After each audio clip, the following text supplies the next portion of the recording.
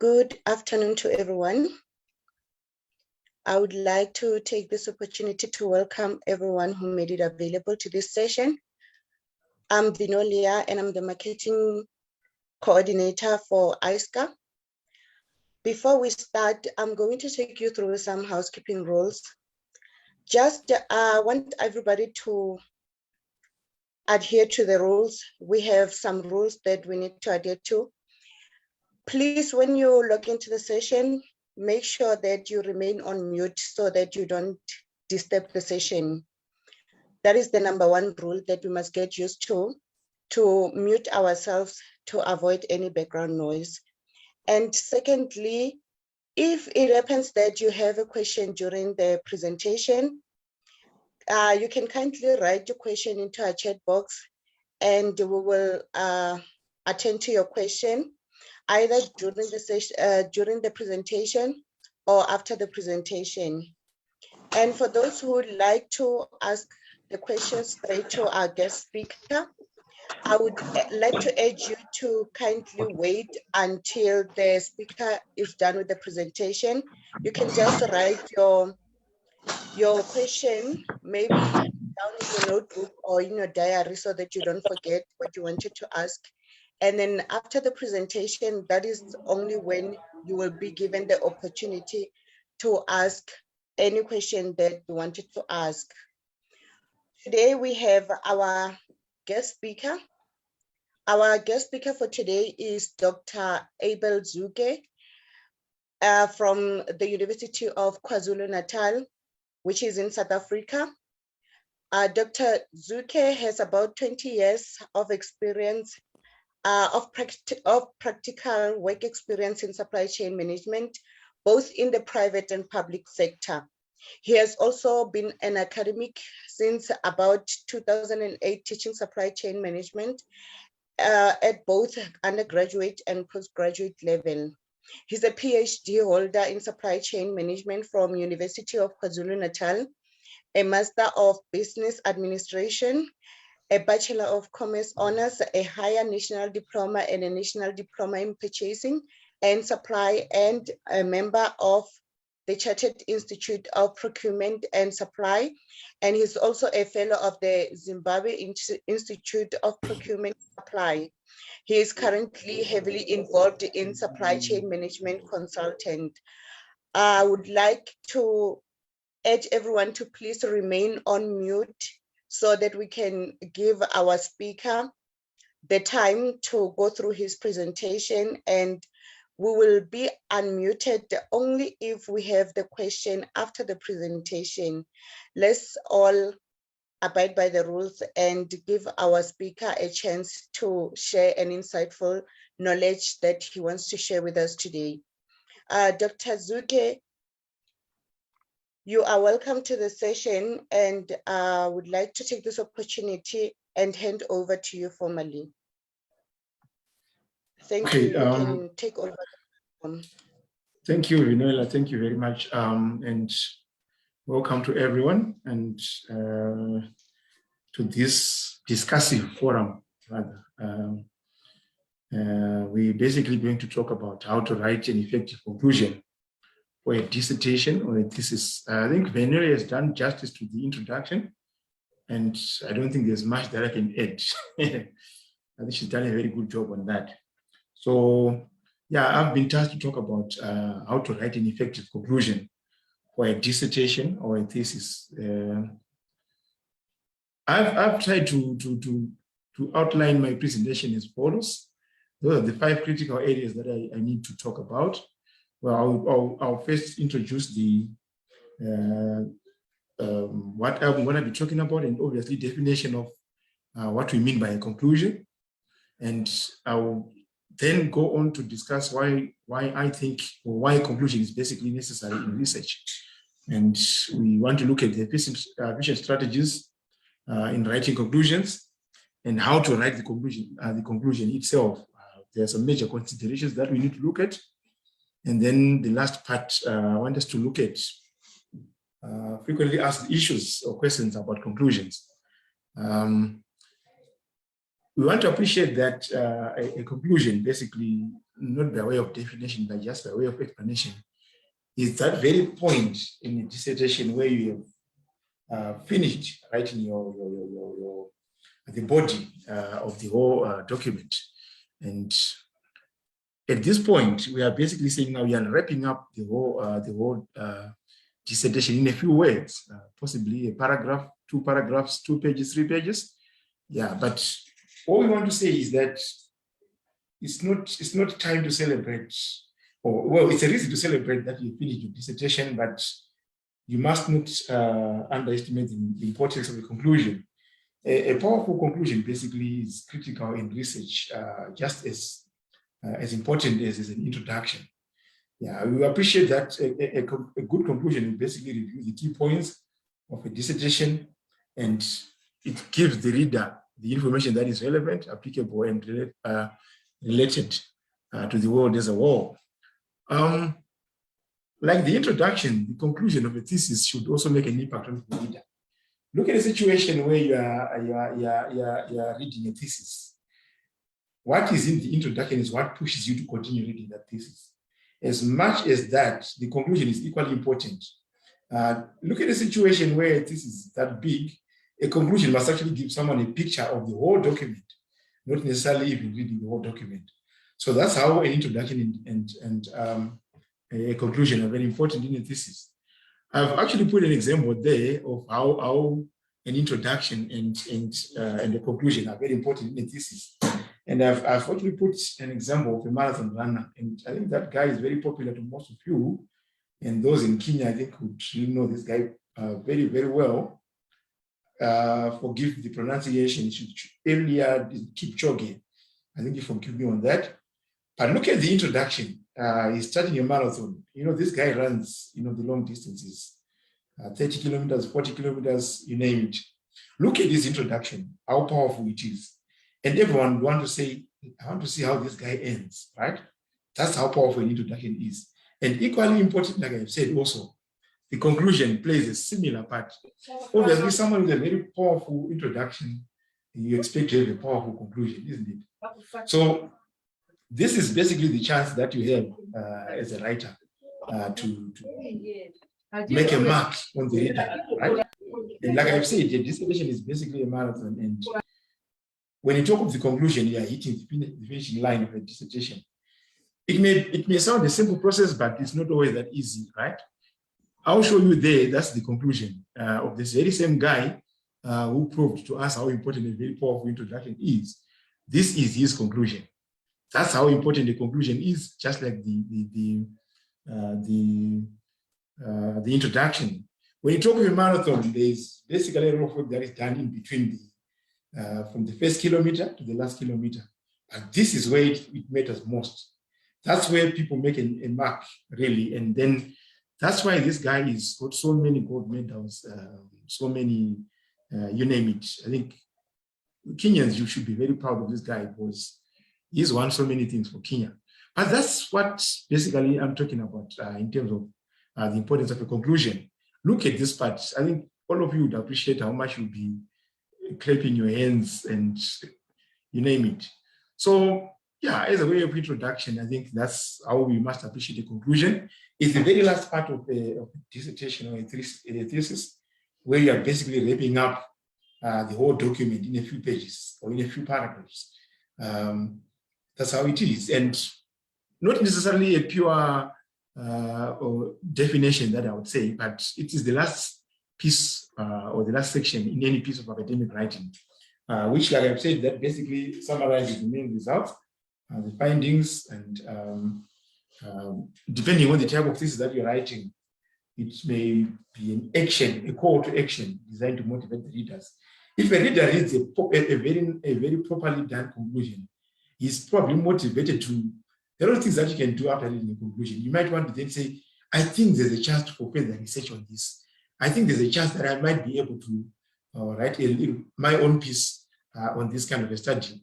So it must really provide a clear interpretation of the results of your research in a way that stresses the significance of the study, which is why you shall note in my next slide that if you look at the conclusion, as short as it is, it covers basically all the important sections or the important parts of a thesis, right from the introduction, the research question itself, right up the very last where you analyze your results, you end up making recommendations and all those things.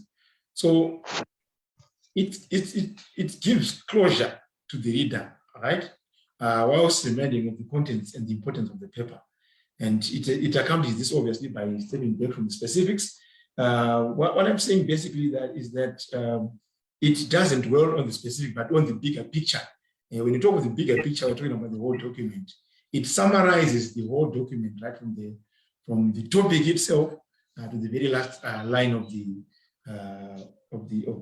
document, obviously including the reminding the reader of the main arguments that were presented in the document. And yeah, why would you then say it is necessary in research? As much as you find that the introduction says the expectations of the body of the research and the conclusions demonstrate the significance of the findings. These things are things that you can't separate basically. When the introduction says the expectations, the findings, the conclusion demonstrate the significance of the findings. That's how these things are related. It actually creates a bigger picture, right, of the whole research. It allows the reader to look at the whole research in a new light. That's what I'm saying, basically. Yeah, it also gives you an opportunity to have the final word. You obviously need to create a good impression at the end of your paper on a positive note. Like I've said initially, that when someone reads a conclusion, they will be able to then say, yes, this is a good piece of paper. And like I've said, that it's not always the case that someone is able to read a whole thesis, right? But by merely reading the conclusion, someone will be able to then say, yes, this is a good paper. This is a contributing paper. That's what I'm basically saying there. Yeah, every research has got its own characteristics that would basically allow you to say this is a good research or it's not a good research. And I've tried to illustrate them on that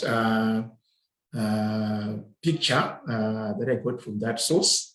Yeah, what we're saying basically is that an effective research paper conclusion must stress the importance of the thesis statement. Every conclusion starts by revisiting the thesis statement, or the what culminates from the topic, basically. A proper research paper conclusion must give the research paper a sense of completeness. Like I have said initially, that it is a document that summarizes the whole document, that summarizes the whole research, and it must obviously leave a final impression on the reader, like I have said. So that was just a little pictorial impression of what I was trying to explain, that I got from that source. What are we saying then? There must be, when you're writing a conclusion, there must be a way of writing a conclusion. It's not written like you're just writing any piece of paper, or where it's got some issues that need to be particularly taken care of, that constitute what we call a very good conclusion. It's basically, like I've said initially, is the opposite of an introduction. Not just impressment, like I'm saying. Obviously, the introduction is right at the beginning of the paper, and the conclusion, apologies, right at the end of the paper.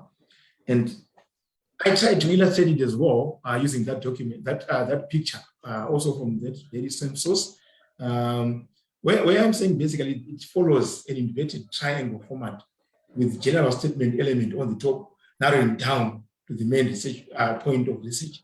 That's the part of the introduction that I'm talking about, as reflected on the picture there. You can see the triangle narrowing down. On the very first part, number one is the introduction. Number two is the knowledge gap to be addressed, the hypotheses, the research questions. Number four is the methodologies. Right. You see the triangle now, as you go down right up to the conclusion. The conclusion on number 7. It shows just how it encompasses the whole document, or the whole from the introduction to the discussions, to the results, the hypothesis. That's what I'm basically saying there. So that's what we would say is would expect to have a proper research paper to be like. Yeah, there are a number of things that we don't want that we must avoid, obviously, when you're doing conclusions. First and foremost, you don't start a conclusion by saying in conclusion, or in summary, or in closing. It sounds very improper, so to speak, but particularly when you're writing. But when you are obviously addressing, it's a physical presentation, oral presentation, these words can be properly used. But in a conclusion, these terms must always be avoided. Obviously, when you talk of a conclusion, it's a paper that is summarizing the whole document, and you don't want to be seen to be adding new information that never appeared in the discussions, from your introduction to the very end. You only want to be seen to be putting information that is being discussed in the document. You must always avoid adding new information unless that information may be very, very relevant to the study, but it's not referenced anyway within the paper. We expect that in any research, all significant information should be in the body of the paper. Like I have said, it's not the appropriate section to introduce new information, as it were, as you are supposed to communicate with your readers the value of your research study. So you must always avoid adding any new information. It reduces the confidence that a reader can have in your documentation, in your document, so to speak. Yeah, we must avoid in a conclusion long and elaborate discussions. It must be very straightforward and concise, which is why I had said, remember initially, that this can be, depending on the type of paper that people are writing, it can be a page, it can be 2 pages, right? It can even be 3-4 paragraphs. That's what I'm saying, basically. So avoid dwelling on the descriptions and interpretation that must have been discussed right in the body of the paper. The methodologies, the results of the study in detail. That's what I'm saying, basically. It has to be a brief summary of the whole study, including everything in a very short format. Insights, evaluations, implications, etc. that are drawn from the study. You must also avoid apologizing. Yeah, there's a tendency in researchers that they end up apologizing. Yeah, we basically end up undermining your own work or your own authority by saying something like, this is just one approach to examining this problem, but there may be others. There may be other much better approaches that can be used or something like that. That in itself, you even lose confidence of the reader in your paper. You should at all costs avoid apologizing. Be confident with what you have written. You must be happy with what you have written. Positive way, that's what it is. A conclusion basically must not appeal to emotions. It must be factual. It must be analytical. That's what it is. So when it ends up emotional, it loses the value of the research itself. It must be factual, just analytical, and present facts as they are. A lot of us have got a tendency of becoming emotional when we are presenting our conclusions, and such sentimental statements that we intend to appeal to our readers' emotions have got a tendency of falling out of character, for instance, with what should be logical in a scientific research study. I've tried to put a pictorial form of the 5 characteristics of an effective conclusion. Generic, contains new information, engages in idle discussion. I think I've already touched on a bit of these things already, apologizing instead of addressing the weaknesses of the research, and becoming emotional instead of being analytical. So that just sums up what I've just been explaining just now. The conclusion is the very last part of the research, like I have said, and it should be very concise and engaging. It should leave a reader with a clear understanding of your findings as well as the answer to your research question.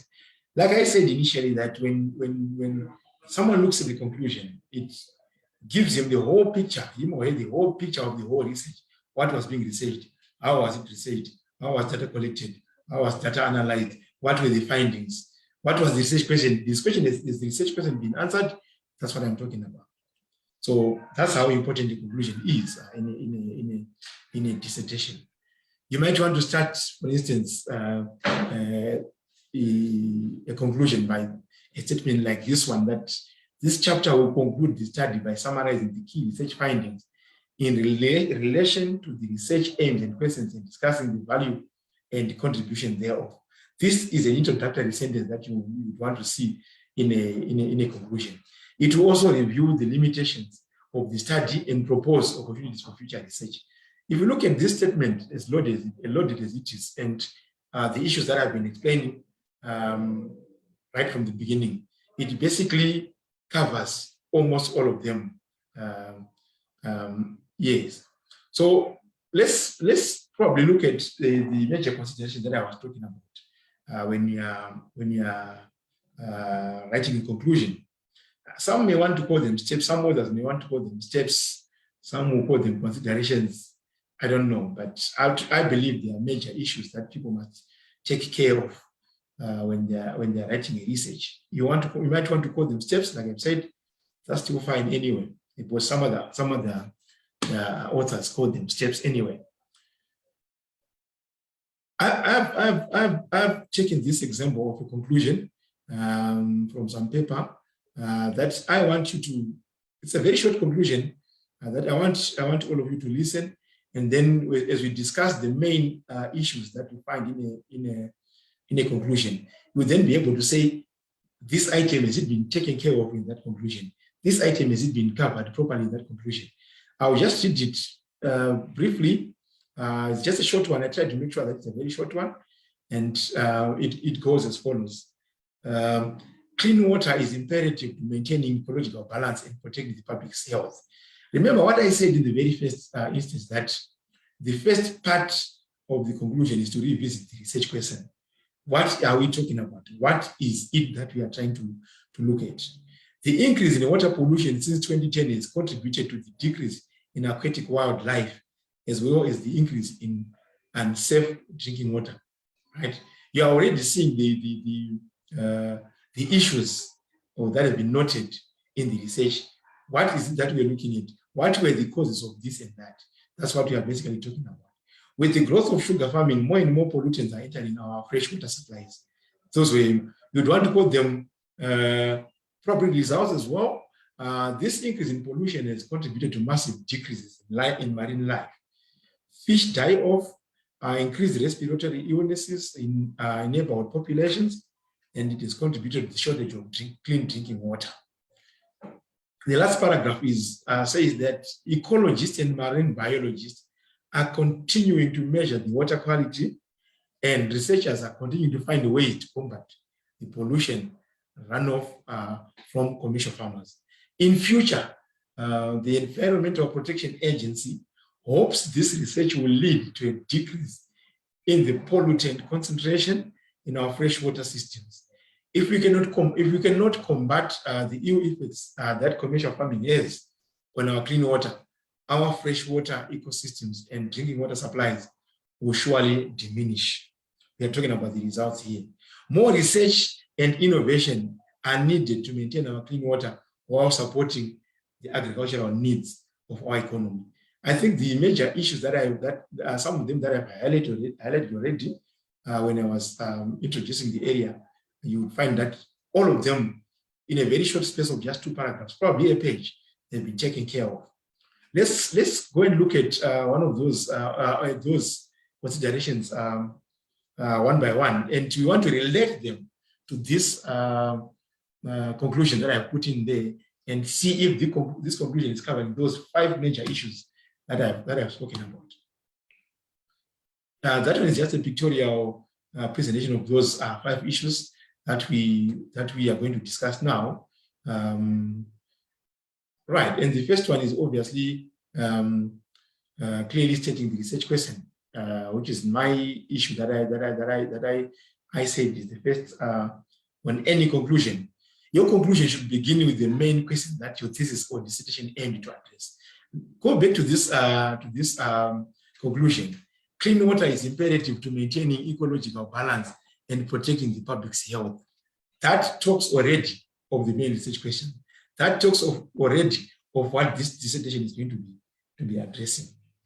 This is your final chance, obviously, to show that you've done what you set out to do and formulate a clear answer, concise answer, so to speak.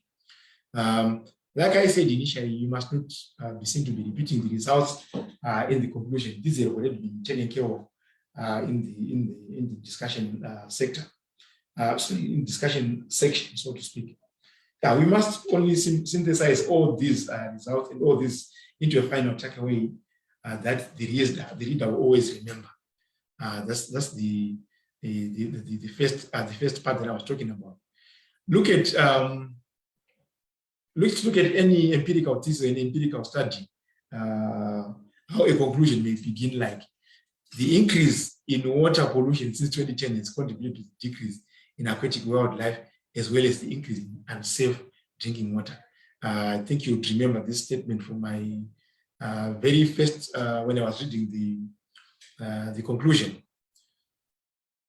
For a case study-based conclusion, you might want to start by saying, by analyzing changing representations of migration in UK border policy in the past 10 years, this thesis has shown how media discourse can directly and indirectly shape political decision-making. You remember we are discussing on the first major considerations where you are revisiting the research question. We are trying to see if someone is too directly taking care of what they purported to be taking care of, or that they purported to want to take care of in your research questions. You'll find that in this example, the research is not directly, research aim is not directly restated, but it's added implicitly to the statement. But this is a case study, it's not entirely, it's not like an empirical study, so to speak. So we must avoid to repeat ourselves. So it is helpful then to reformulate our aims and questions into an overall statement of what you did and how you did it. I think you can see that on that statement that I put there, how much this is reflected. You must also be careful not to overly make claims like this study proves that this, because there's always a chance that this further study to what we have studied. It may not necessarily be exhaustive. So you find that other researchers may actually build on their own researches from what you have done. So you avoid using such statements as this study proves that, or these findings disapprove existing theory, so to speak.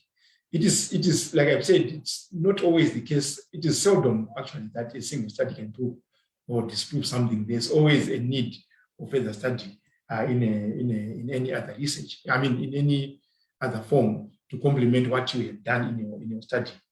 No study, no one single study or no single study can be properly or fully be able to prove that something happens or something is what it is in certainty. That's what it is. So it must always leave room that there's a chance that there can be further studies to that effect. You must also summarize what you have been talking about in the paper.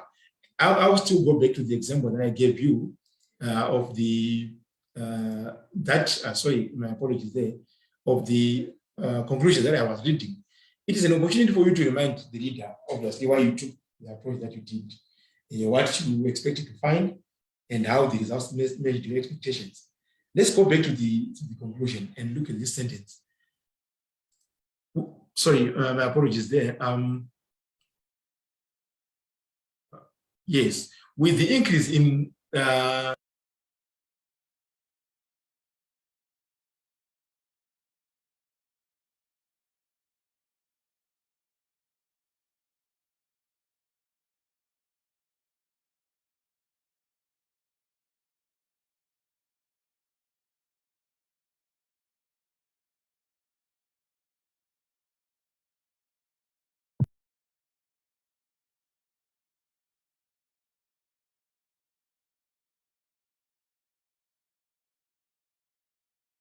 the document.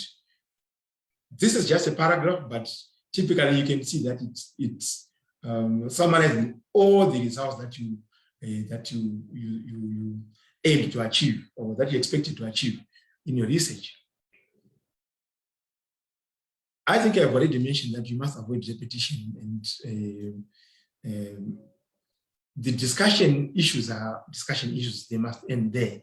A conclusion is just a conclusion. It merely summarizes all those issues, including those that have been included in the discussion section. And you must also consider mentioning the effectiveness of your methodology, or perhaps any new questions or unexpected insight that might arise in the process. You might also want to mention your limitations in the conclusions. Just briefly, it's not basically going back to the limitation section. Probably like a sentence, like these two sentences that I put in there. Whilst X limits the generalization of the results, this approach provides new insight into Y. Or this research clearly illustrates X, but it also raises the question of Y.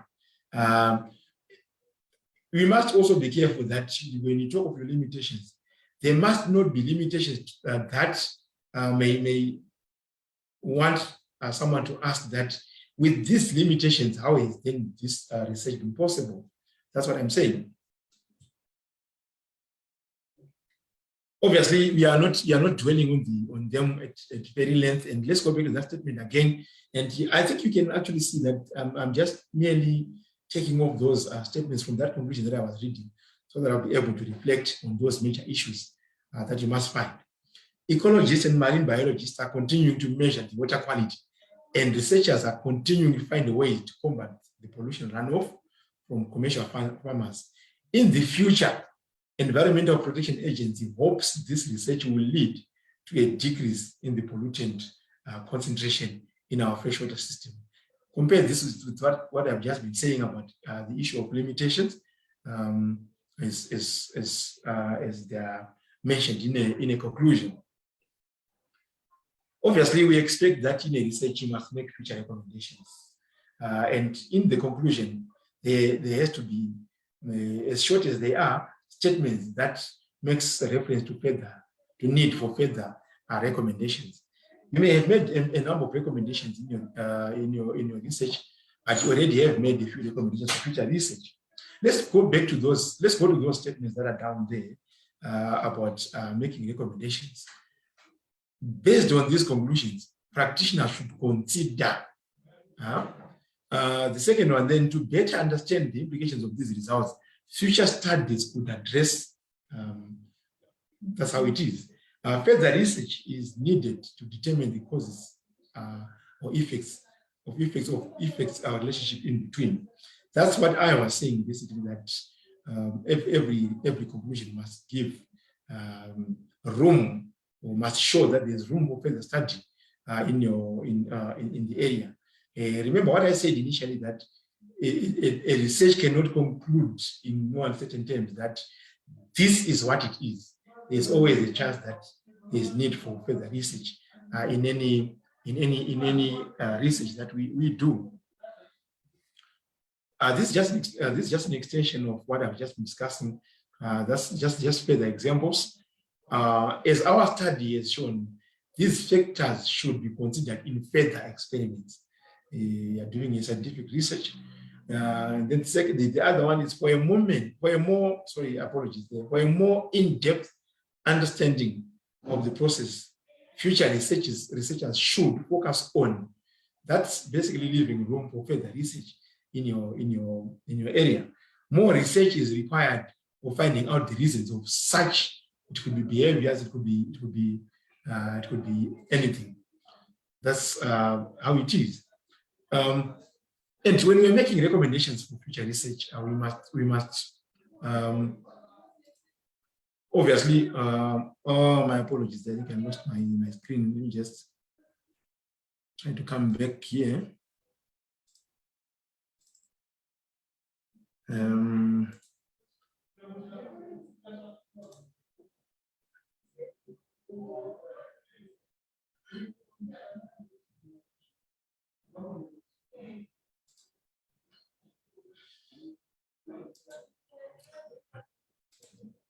My apologies there.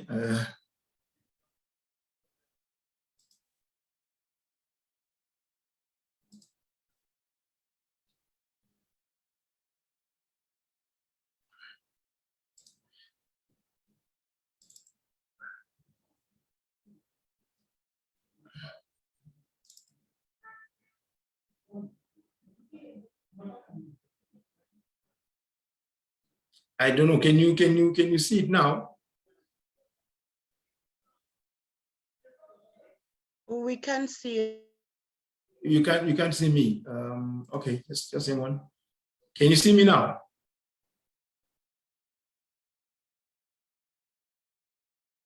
Can you see my slides now? We're able to see your face, Stop but not the sharing slide. and then try to reshare. Okay, let me try this.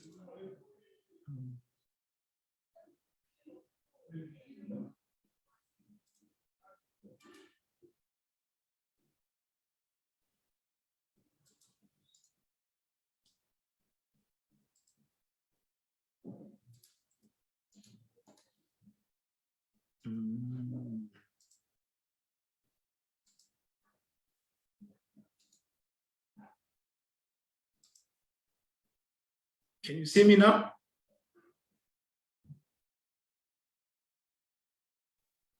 Can you see them now? We can't see it. I was suggesting that maybe you should stop sharing at all and start afresh. Okay, let me try that. Okay.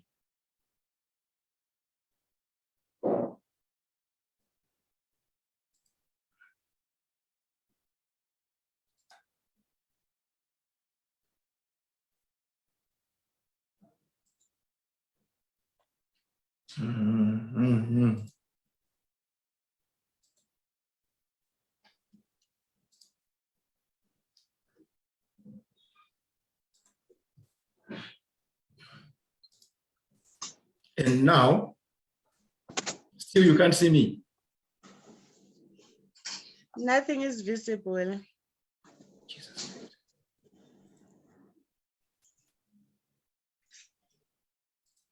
Okay, let me try this then.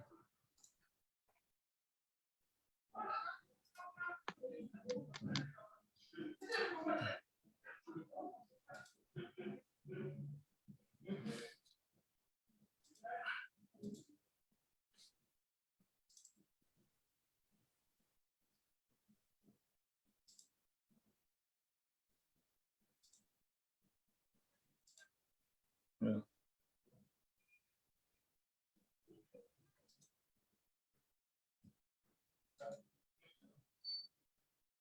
No, I can't see what's happening there.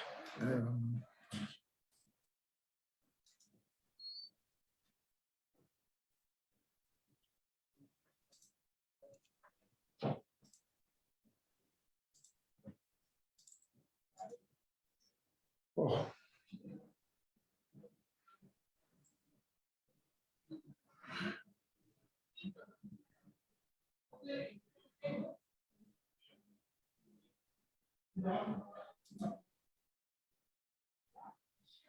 Let me just try to work on it. Just give me a minute.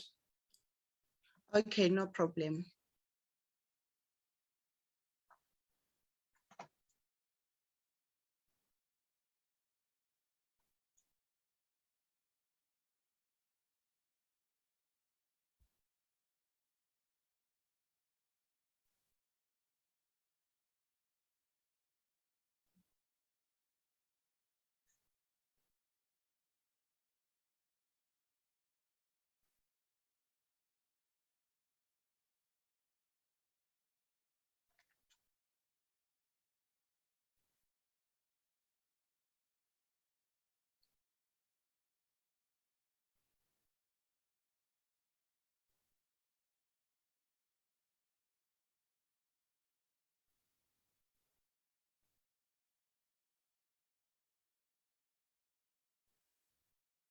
Afternoon, everyone. Let's patiently give our speaker some time to find his document so that he can share it. It's just glitch, so he's working on it. So let's kindly be patient.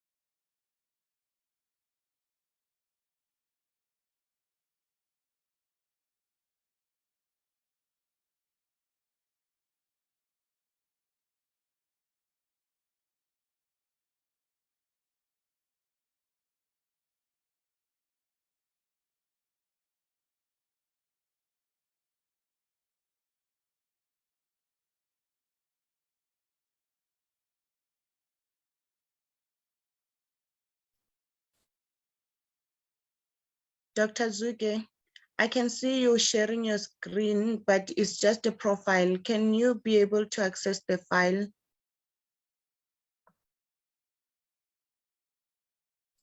Okay, let me try to do that. Okay.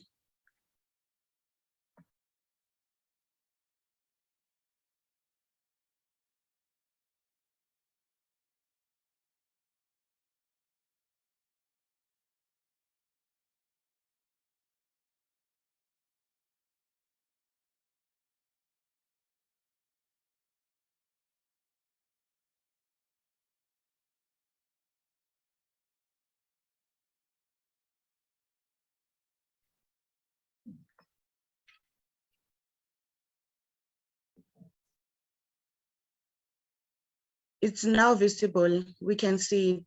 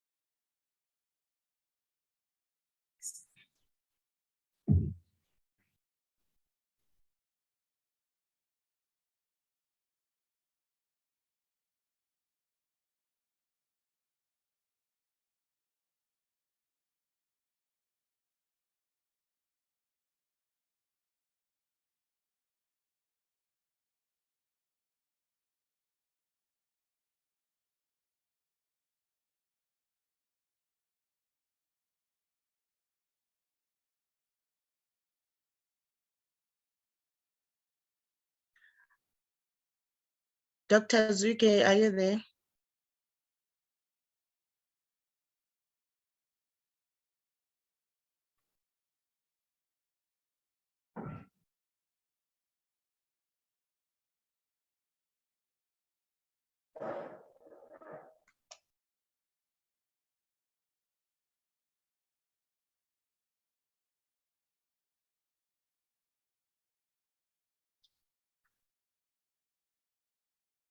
Dr. Dzuke, are you there?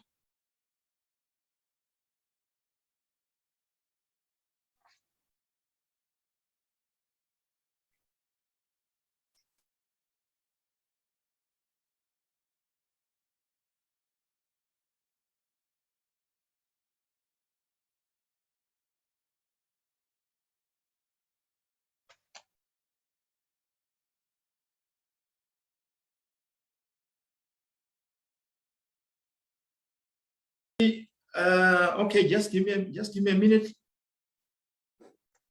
Oh, okay.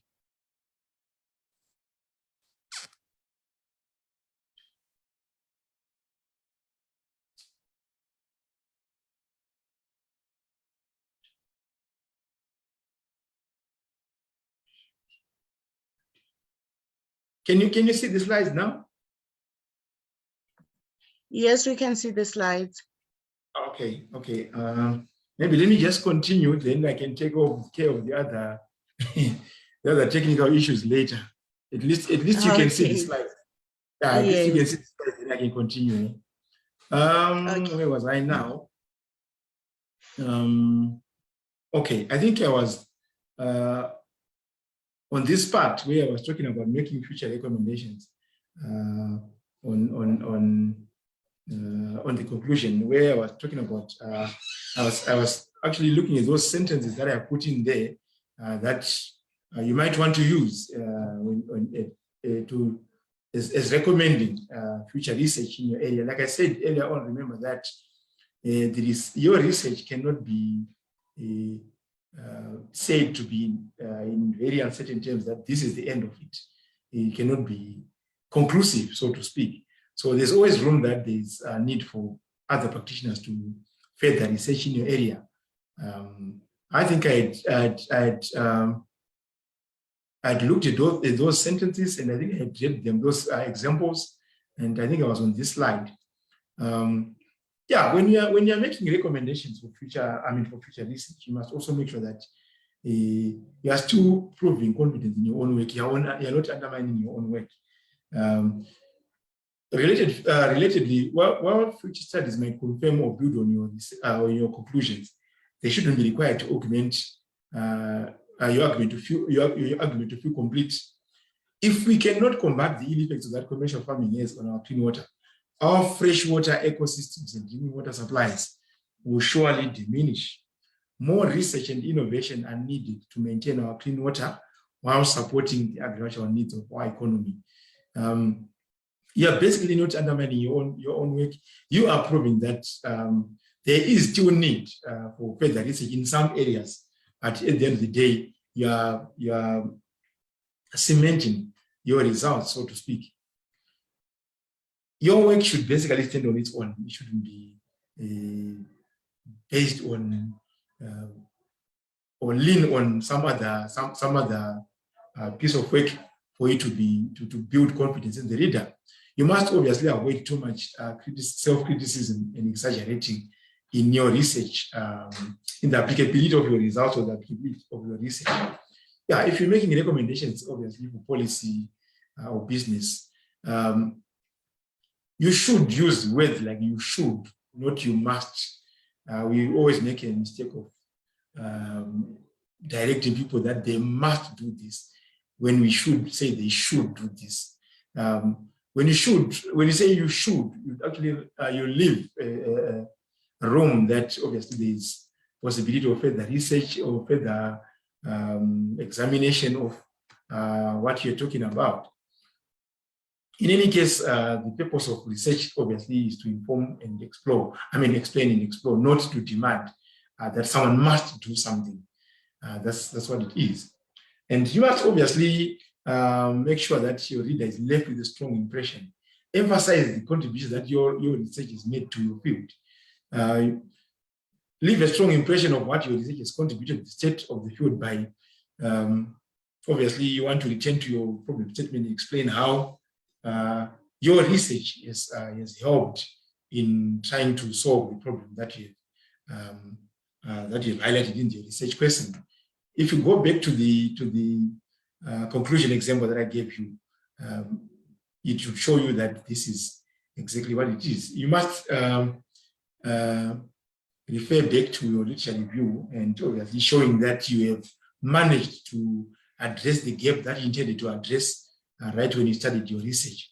Obviously, a research is meant to address a gap in knowledge, and you must prove that you have managed to address the gap that you intended to address.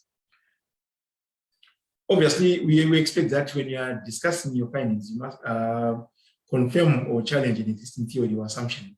That's what it is. Avoid repeating what you've already covered in the discussion. Remember what I said about the conclusion being a summary of the whole document. Your discussion, your arguments, your methodologies, your research question, all that is taken care of in a space of one paragraph, two paragraphs, 2 pages, 3 pages, depending on the piece of paper that someone is writing. But obviously for a dissertation or a thesis, we are talking about 2 pages, 3 pages. Well, it depends basically. Let's pick up the most important points and sum them up, situating your project in a broader context. That's what it is. Yeah, when you're wrapping up and closing up a conclusion chapter, it should serve as a quick reference for your readers. Remember what I said, that when you're reading a conclusion, it must give the reader a picture of the whole document. Assuming that someone doesn't have a chance or time to read the whole thesis, merely reading the conclusion will give him the picture of the whole document, the arguments, what you intended to cover, how you cover those, you manage to achieve those intentions. That's what it is. All that is done in a conclusion paper, in a conclusion chapter of a paper. You only need to include, obviously, key takeaways and nothing more, nothing less. And that you obviously are not presenting any further new information as I have initially highlighted. Some say, okay, for a paper, it could be a paragraph or 2, but for a thesis, for a dissertation, a thesis, we're talking about probably 2 pages, 3 pages of a conclusion. Yeah, that's what it is.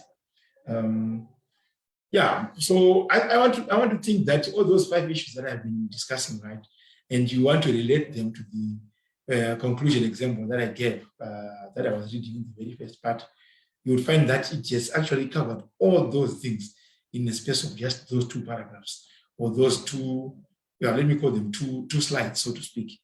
That's what a conclusion is basically supposed to be.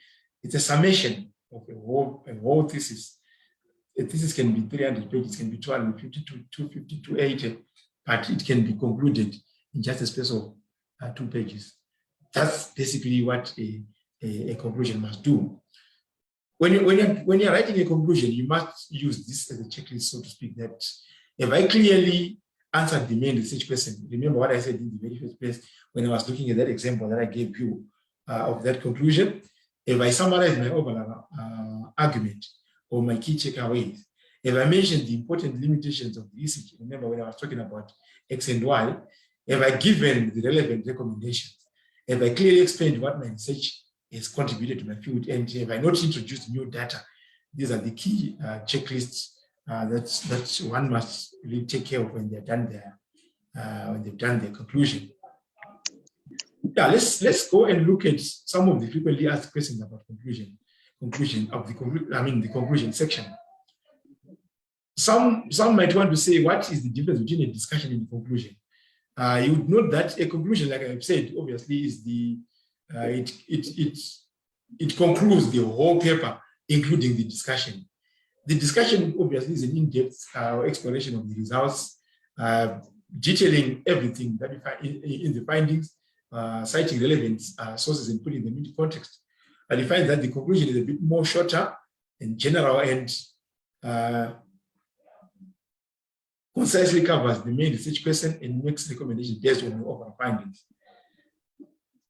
Both of them, they discuss key findings of the study, but you find that the conclusion chapter is typically more general and high level. Like I've said, remember that if someone reads the conclusion, they should be able to say, this is a good paper, this is not a good paper. What was this paper talking about? If the person managed to achieve what they intended to achieve in their research questions, that's what I'm talking about. While you find that the discussion area talks about the intricate issues, intricate details of the study. You want to take a broader perspective when you're writing a conclusion as compared to an introduction, where you are talking about your expected outcomes, your aims, methodologies, and all those things. Yeah, I think I've already highlighted a bit on this, whether someone can present new arguments in a conclusion or not. Yeah, we find that it's always tempting that when you're writing a conclusion, you likely possibly discover some information that you might think this could have been relevant to a paper, and you might be tempted to come and present new arguments. This should always be avoided. And you want to know that you might know that all thesis and dissertation, they follow a properly made structure where you can't just throw in things left, right, and center just like that. And all your findings and arguments, obviously, like I've said initially, they have to be presented in your discussion, not in your conclusion. The conclusion basically sums up everything. That's what the last statement there is talking about. What doesn't go into a dissertation conclusion? Obviously, I think I said, I alluded to some of them a little bit earlier. Important evidence or analysis that wasn't mentioned in the discussion section and results.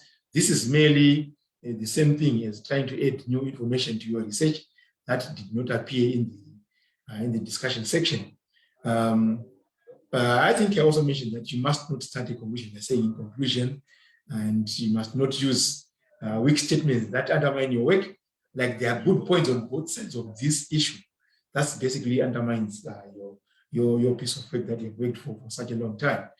It should lead, the conclusion, obviously, we expect it to leave your reader with a strong, decisive impression of your work. Look at a work situation, probably at board level, strategic level. People may not have a lot of time to read all those big documents. They look at the conclusion and say, what comes out of this conclusion is what I'm going to take. So it must leave a very decisive impression of what you have done. Obviously, you don't get enough time. People don't get enough time to read all that big documents, like a thesis or a documentation. Some say that a thesis must, a conclusion chapter of a thesis must consume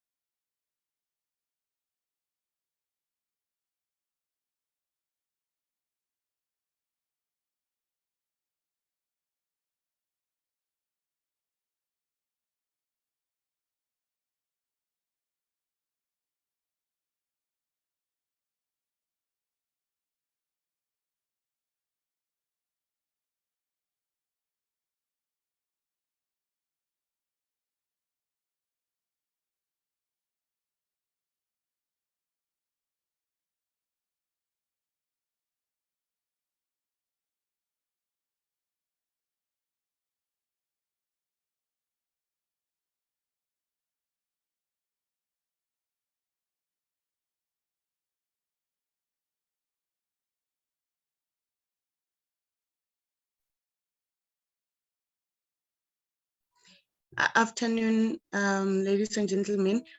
I think we have lost him. I'm trying to find out what is the issue. So just give us some few minutes and then I'll get back to you.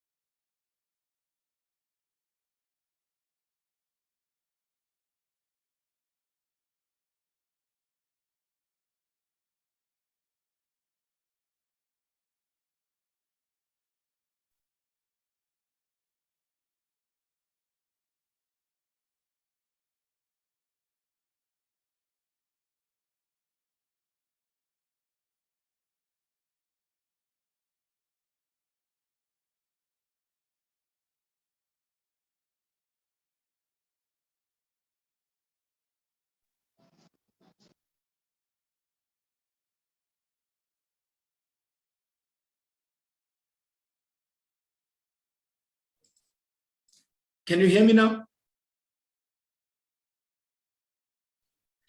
Yes, we Hello? can hear you. Yes, we can hear you. Yes, I had a power cut just now, so you know how it is with these things. So maybe let me proceed. My apologies there. I just had a power cut, so let me just proceed. I think I'm left with a few slides so that I can just finish. Okay, I was on which slide now? What goes into a dissertation conclusion, right? And I had spoken about.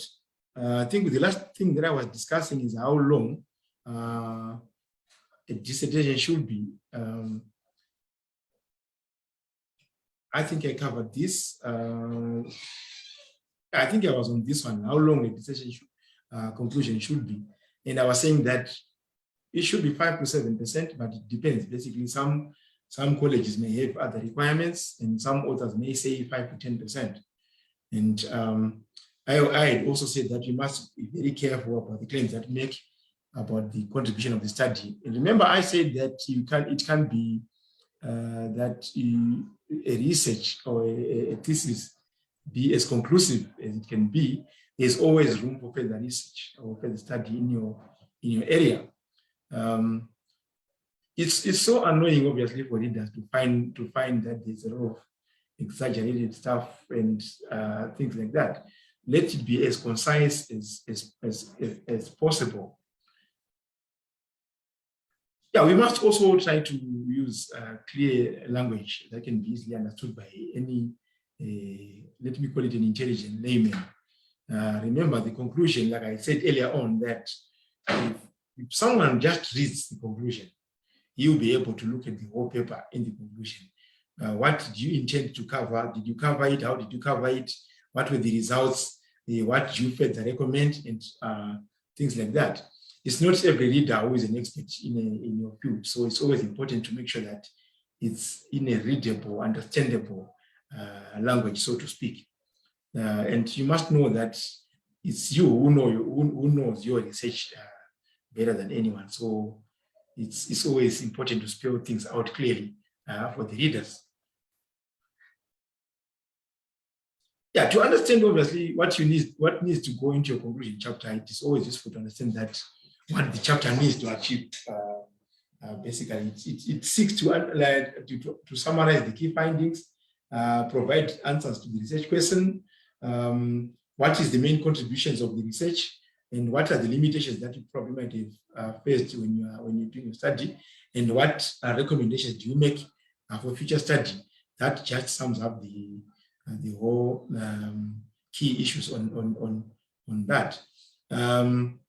Yeah, having said that, I think that I've tried to cover the basic requirements and the basic information on what's expected in a conclusion. Yeah, so I would say that I might want to then say we can open it to discussion or questions, if you want to call them that. What you see there is someone that is on the finishing line, that they've just finished their dissertation and their conclusion, so to speak. So that's just how much they're enjoying themselves there. Yeah, so having said that, I think what I prepared ends here, and it might be open to one or two issues for discussion. Thank you very much.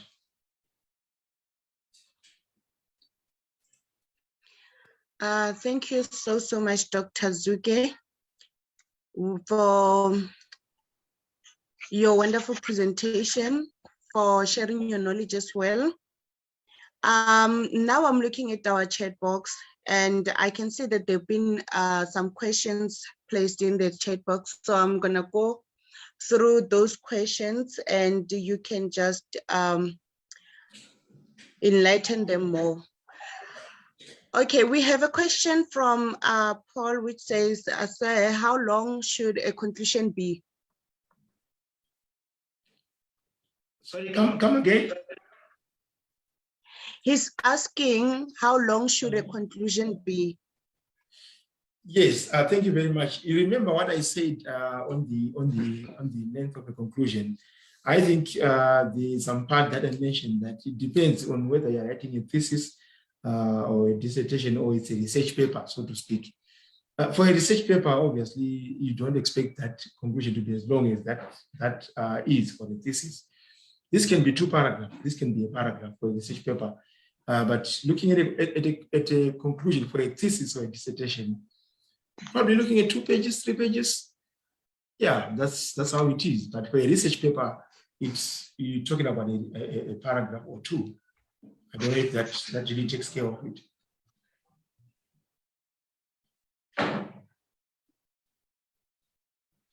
Okay, I believe that Mr. Paul has been answered. Moving to the second question, somebody says, I think it's Charles Galinzi, who says, oh, something interesting, having started with some assumptions. How do we address this at the end? In other words, what if those assumptions were not made? Can you come again? Okay, he said, oh, something interesting, having started with some assumptions, how do we address this at the end? In other words, what if those assumptions were not made? If I got your question correctly, the assumptions that you make when you were starting your research. Can I quickly ask Mr. Charles Kalinzi to unmute himself just to give you a brief of what he's trying to ask. Okay. Mr. Charles, if you are amongst the audience, you can just unmute yourself and then ask your question clearly. Thank you, Dr. Dzuke, Professor Dzuke. Well, my question is based on having made assumptions at the very beginning. That, for instance, this research makes the following assumptions. We assume that these are maybe the common factors that independently contribute towards this dependent variable. So how do we address this at the very end? In other words, the research has been done within the limits of the assumptions.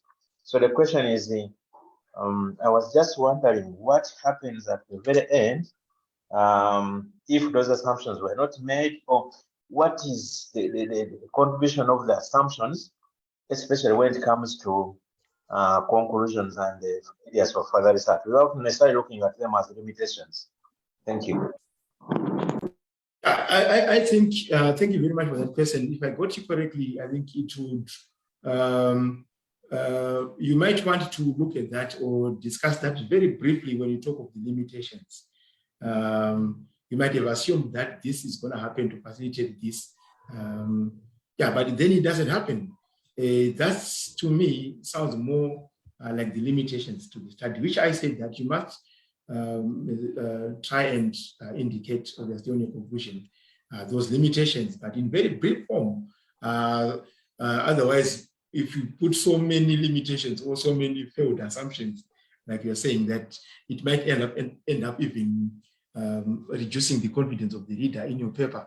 But assumptions that have not been met, obviously, to me, there would be a part of what you might want to call limitations, which has to be taken care of when you talk about limitations in the conclusions. Not in a very long format, short format, like I indicated on my examples of the some statements that you might want to use on the limitations. I don't know if that takes care of that. Okay, thank you so much, Doctor. In other words, if I was just looking at maybe the opponent asking you that what if you had not made those assumptions? Would the research have changed significantly or something like that? What do you think is your opinion about that? You want to you might want to go back to let me look at the slide. Which slide was this? Okay, just hang on, just hang on.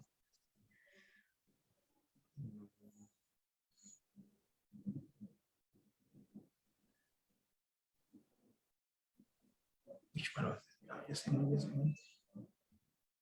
Yeah, but what I'm saying basically, and whilst I'm looking for the slide, is that you want to present that in a way it will not affect the overall implications of the research. You don't want to get to a situation where you end up reducing the confidence of the reader in your research. Yeah, so like I said, that you must cleverly, I might use the word cleverly, when you talk of the limitations in your conclusion, there must be a very clever way that you actually put through that whilst this was assumed to have been the situation, it did not happen, but whichever way, the researcher managed to do this to take care of that kind of a situation. Something along those lines. What you are aiming at the end of the day is to make sure that the reader continues to have confidence in a piece of paper. You don't want to give a reader a situation where he then says, with all these failed assumptions, with all these limitations, how then do we have confidence in this research? That's what I would say.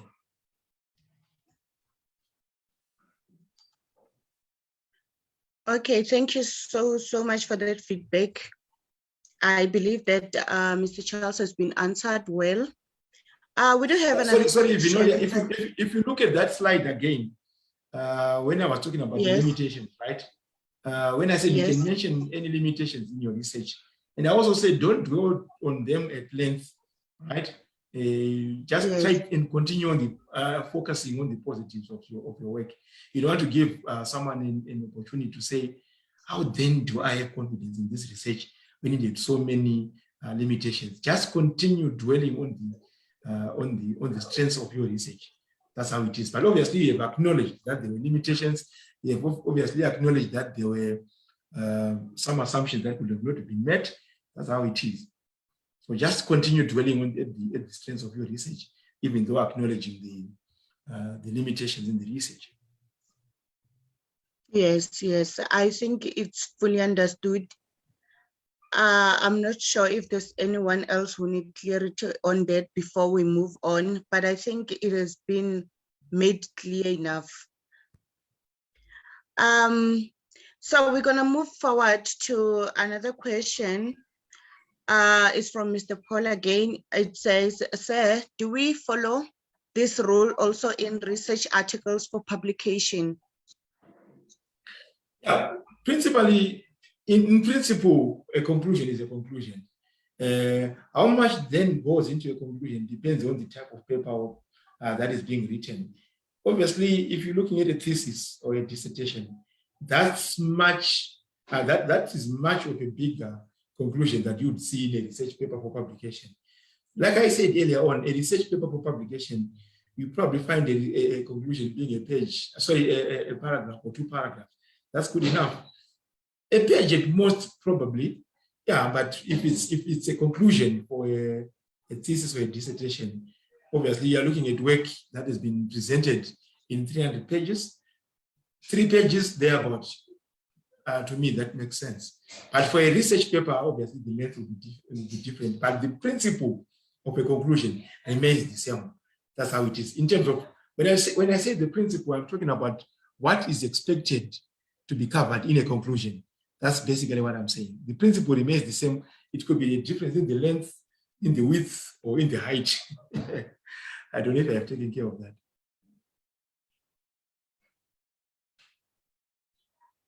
Yes, Dr. Dzuke. I don't have any more questions in the chat box, but I have a few people who wants to thank you for your interesting presentation. So I'm just going to ask if there's anyone in the audience who would like to unmute themselves and ask their question straight to our speaker. If you have any question that you'd like to present, you can just unmute yourself and ask Dr. Dzuke while he's still here. Thank you. Just mute yourself and continue the question. Thank you.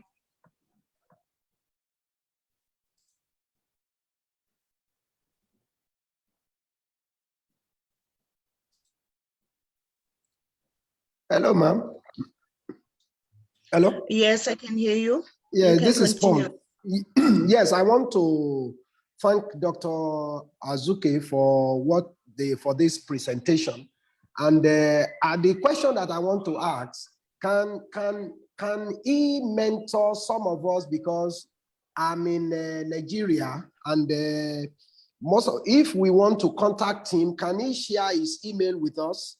So that, and can he also mentor some of us if we are interested, at least the young scholars from this part of Africa? Thank you. Thank you very much. I think that is very possible and very easy. Basically, I think she can actually share the details with you. Then you can always get in touch with me. Then you can always share information.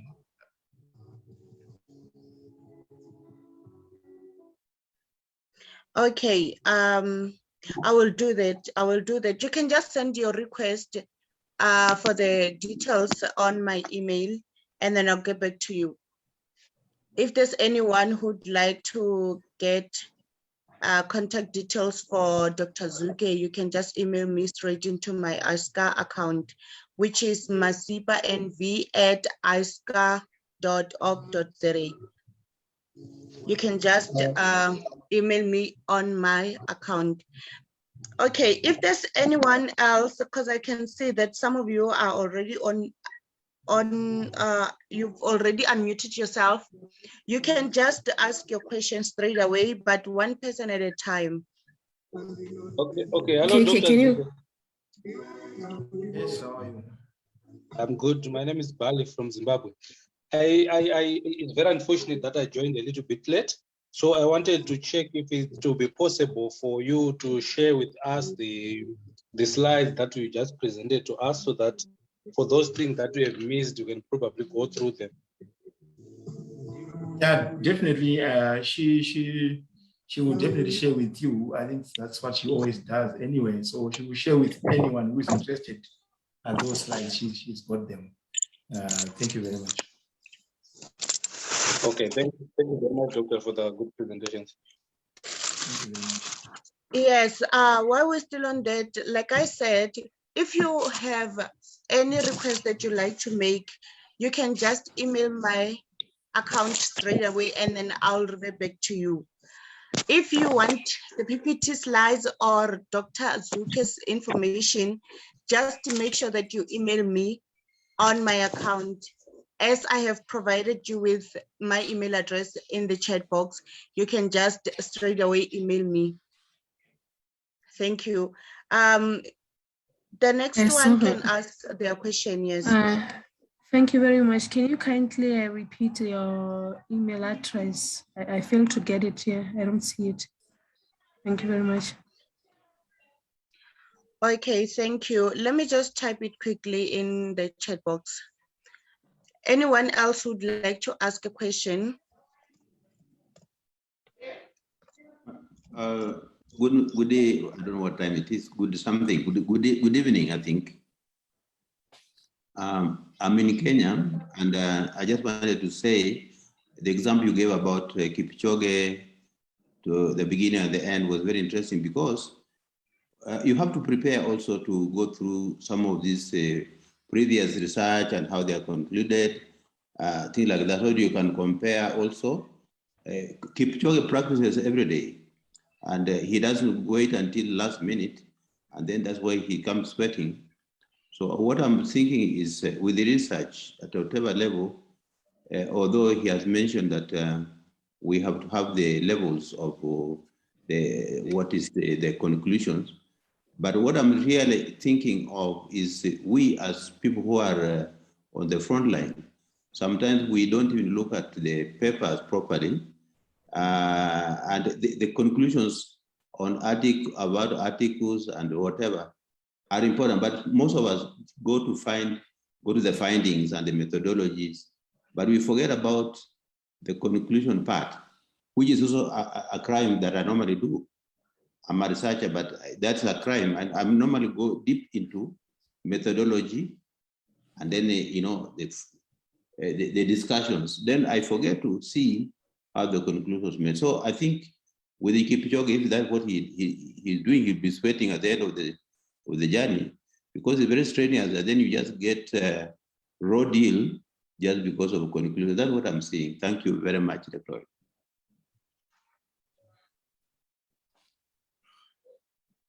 Yeah, thank you very much for that observation. I think like I said when I gave that example, I said the introduction is powerful as the conclusion. And I also mentioned that I'm happy that you actually said that sometimes you don't even get a chance to read all those pieces of documents and everything. The conclusion must do that for you. If you read the conclusion, it must tell you what was the main issue here. How was the issue settled? What were the results? What else are you further recommending? That's what I was saying. So yeah, many are situations where people can't get enough time to read all those big documents. So the conclusions plays a very important part. Some will go straight to the introduction and then say, okay, fine, what is this guy trying to do? After the introduction, then they go straight to the conclusion and say, okay, did he manage to meet what he said in his introduction? Basically, that's how it is. That's how important a conclusion is in research. It gives the picture of the whole document. The whole 300-page document can be concluded perfectly in 3 pages. Thank you very much for that observation.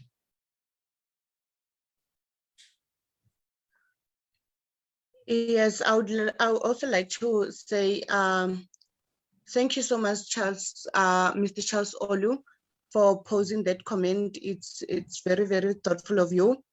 And if there's anyone else, before we close the session officially, if there's anyone else in the audience who'd like to pose a question to our speaker, you can just unmute yourself and ask your question.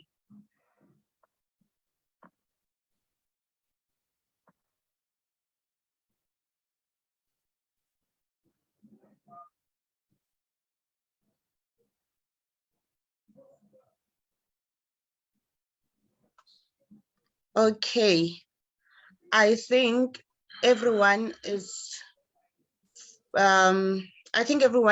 fine with the session, and because I see that we no longer have any questions in our chat box related to this session. Okay, before we go to the conclusion of the session, I would like to ask, okay, I see this Zivanai Mukanya. Do you want to say something perhaps, or you unmuted yourself by mistake? No, it's fine. I just wanted to thank Doc for the wonderful presentation. It was very informative. Thank you very much. And yeah, before you close, really, my apologies for the technical glitches that we faced and the electrical fault as well. But otherwise, thank you very much for that. Okay, I just wanted to say before we officially close, maybe if you have a few comments that you'd like to make with regards to the session and the presentation, you can just, I will hand over 2 minutes just to comment on everything that you've just said in the presentation or in the session.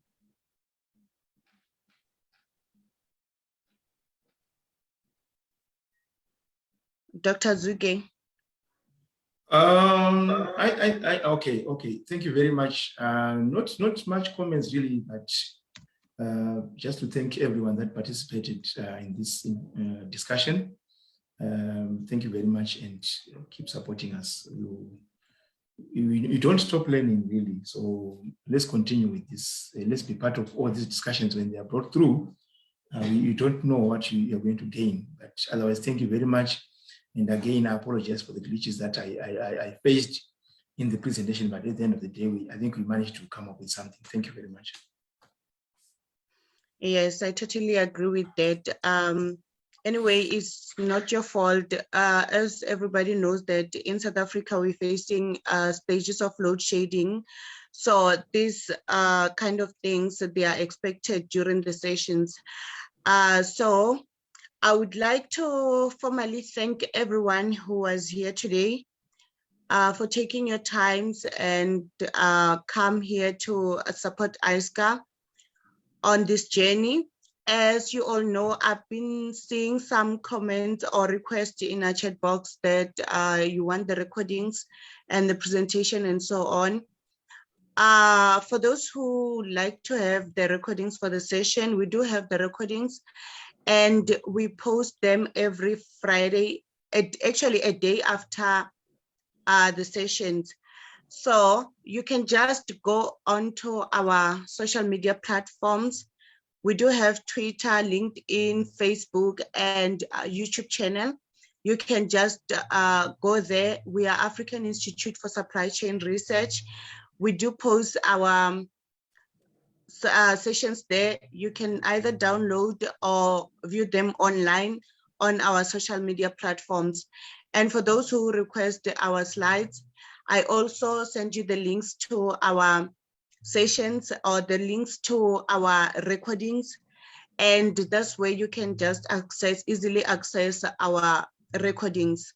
I would like to take this opportunity again to thank you so much, Dr. Abel Dzuke, to be here with us today, for taking your time off schedule just to be with us and enlighten us with your presentation and sharing your knowledge as well.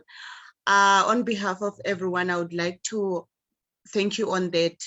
And without any waste of time, I'm just going to release everyone. Thank you so much for being here with us today, and have yourself a wonderful evening further. Thank you very much. Thank you. Okay, thank you so much. The meeting is adjourned. Thank you.